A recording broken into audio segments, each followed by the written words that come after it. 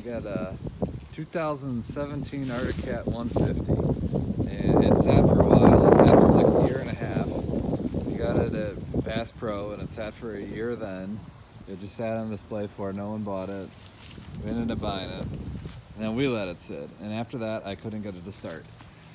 I went on eBay, bought a new carb, and well, it would start, but it wouldn't run good, and it would only run on the choke, and then it would rev up like crazy. So I'll tell you everything I ended up doing to get it going. Bought a new carb, bought it off eBay for like $28. Had to make it fit. Had to do a little adapting to make it fit. But after I put the carb in, it still wasn't running right, so I was thinking something else was wrong.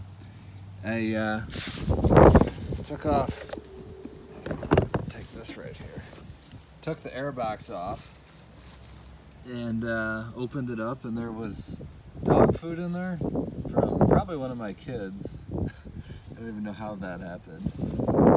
But anyways, after cleaning that out, then tuning that and everything, it was acting like it had a vacuum leak. I thought the throttle was sticking, but it wasn't. You know, that was going all the way down. When I would take the choke off, the choke was acting like the throttle. When I would take the choke off, it would just rev up like crazy. I pulled the spark plug out, make sure it had spark, because it was still really hard to get started. And it had a huge, nice big blue spark coming out of it. I was checking for a vacuum leak here. Nothing. You know, I would run it and then I would spray carb cleaner or starting fluid there and see if it would suck it in. It wouldn't suck anything in, so I knew it was nice and tight, no vacuum leaks. Then I'm not sure why, but I put a brand new spark plug in, even though the other one worked perfectly. They were both gapped at 20.24 or whatever, and that's what ended up doing it. And now it runs surprisingly great. I can't believe that it was the spark plug.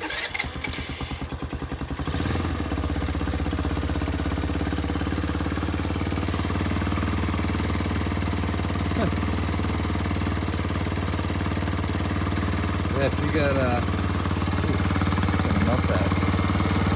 If you're having trouble with your ATV or whatever, let's get the fuel off right there. If you're having trouble getting your ATV started or whatever, just send me a message in the description or comments or whatever, and I'll try and answer it. I know it's frustrating when they won't start, but once you get it started running, it's 100% worth it. Just wall-to-wall smiling.